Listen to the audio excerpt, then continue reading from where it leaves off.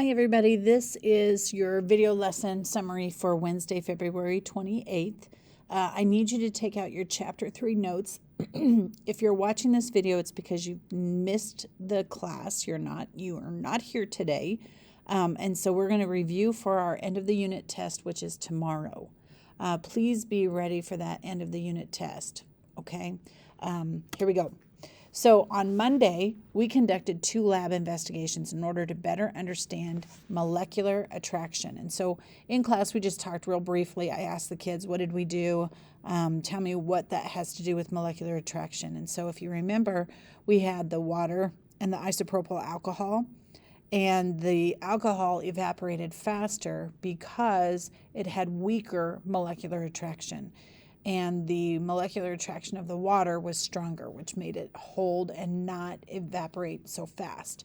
We had to let more energy go into it in order for it to change phase from a liquid to a gas.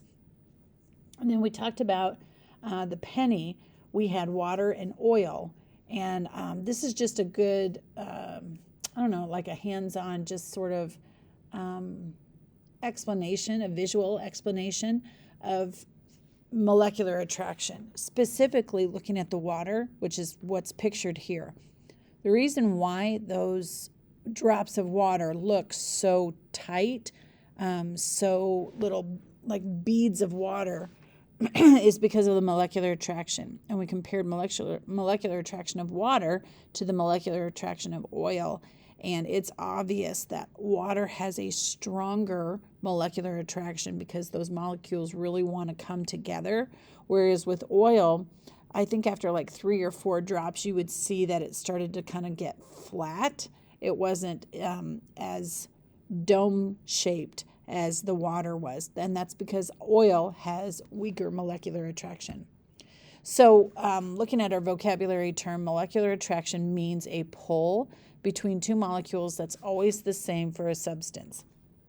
So even though it's in different phases, the molecular attraction is still going to be the same, so that if I do, let's say I have an ice cube, if I have energy going in, it's going to have a lot of energy to overcome the molecular attraction of the ice cube for it to go from a solid to a liquid.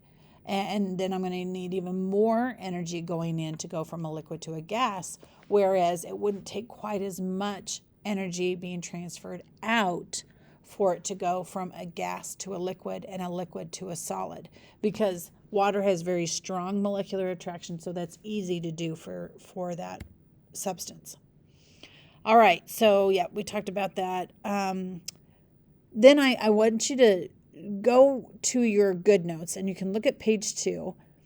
And we just kind of talked very quickly about the annotations that the kids had on that page that might help answer our investigation question, why don't all energy transfers change phase?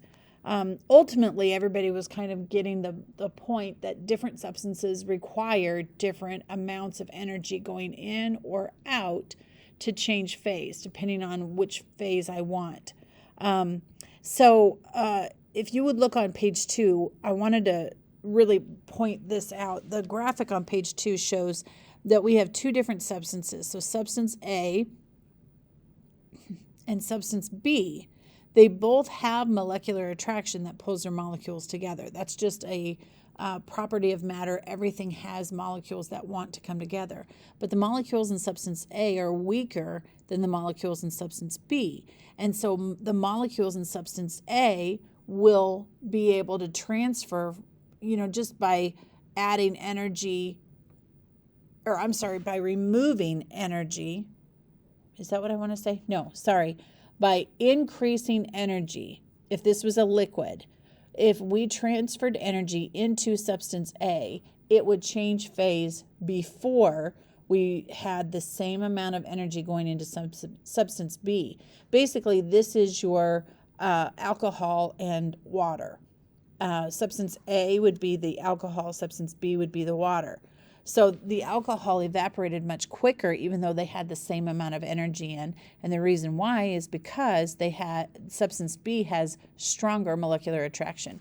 The reason why I'm showing this to you is because you're going to see questions like this on the test tomorrow. it's going to describe a scenario, and it's going to say, why did substance A change phase and substance B did not?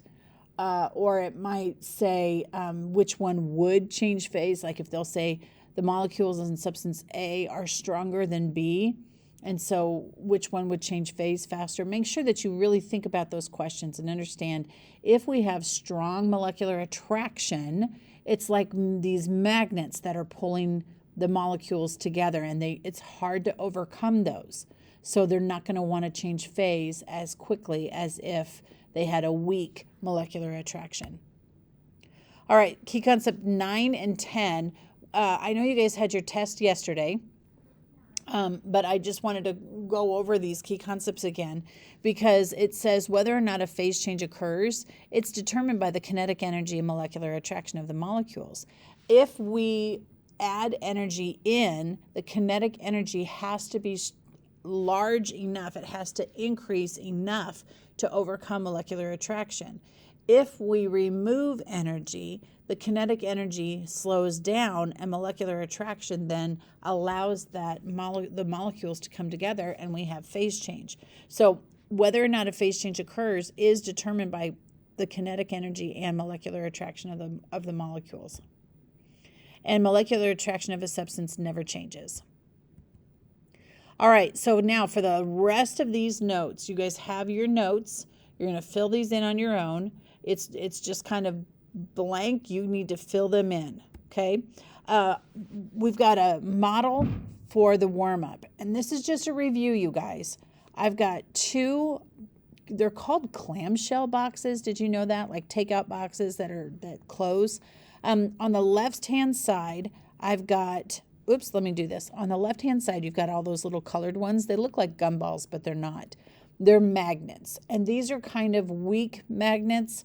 I had some in class, and I don't know if you've seen me shake those in the clamshell, but if you want to see them, they're on my desk, and so just ask me and I'll show them to you. They do stick together. They're magnetic, but they're kind of weak, and they're easy to pull apart. The ones on the left are a little bit larger. They're a lot heavier. They are a lot more magnetic.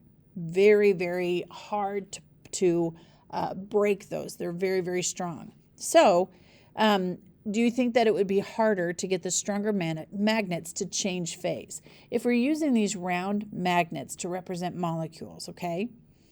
If I shake them, it should be pretty easy to break them apart. But if I have the molecules or the magnets that are really, really strong, it might be a little bit harder to get them to change phase from a solid where they're super close together to a liquid where they're just kind of going apart, or even to a gas where they're really, really flying apart.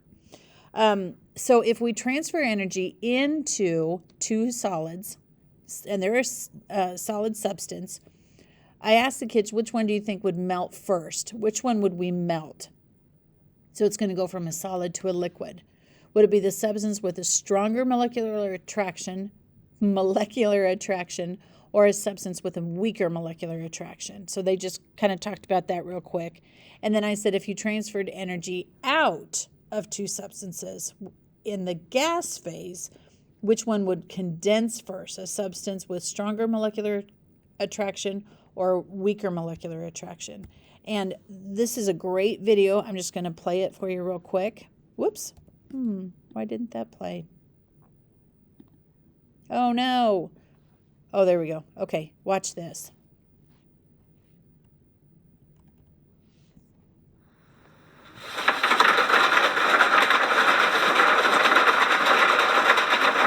So I'm going to stop this. I want you to pay attention real carefully. Both of these containers are receiving approximately the same amount of energy going in. And so we're hoping to see them break apart so that they go from a solid to a liquid. And then as soon as they stop, then the energy is being removed from the substance, and we should hopefully see them come back together real fast. And so which one is doing those changes of phase faster?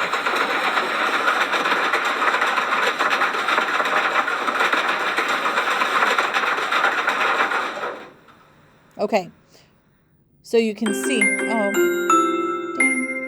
All right, so you can see that the video showed molecular attraction and phase change are very strongly connected.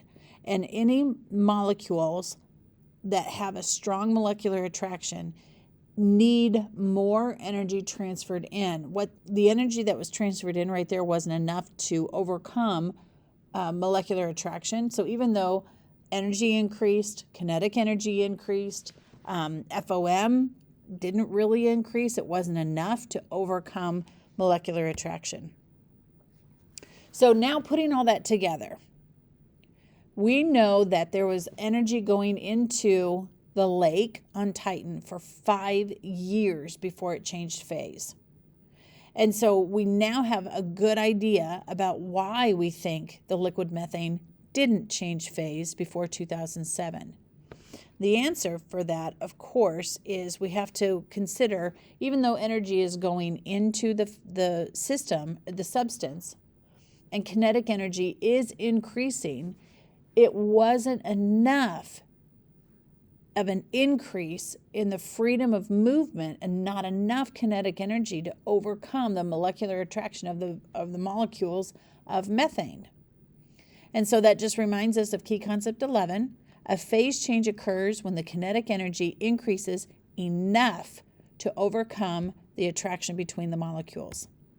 And then key concept 12 is just talking about it in reverse. A phase change occurs when the kinetic energy decreases enough so that the attraction between the molecules pulls them together. Think of those magnets. As soon as the person stopped shaking the magnets, a couple of them went back together. They were done.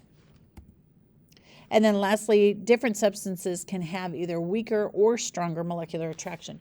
But the thing that I need you to remember is the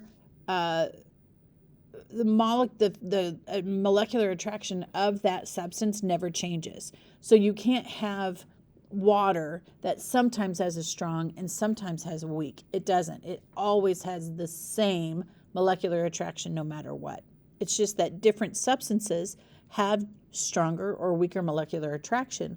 And so that's why in that video with the butter and the oil, even though they had the same kinetic energy, and even though we were adding energy into both substances when we turned on the stove, the butter didn't melt right away because it has a stronger molecular attraction than the oil. All right. The rest of class, I just had the kids look over their chapter 1, chapter 2, chapter 3 notes. For sure, make sure that remember the arrows with the yellow arrow and the green arrows that we did in class? That is a graphic that you're going to have to fill in tomorrow. I'm going to have you do that right away so you can use that on your test. So you may want to review that for sure. Let me know if you have any questions, and I hope to see you tomorrow.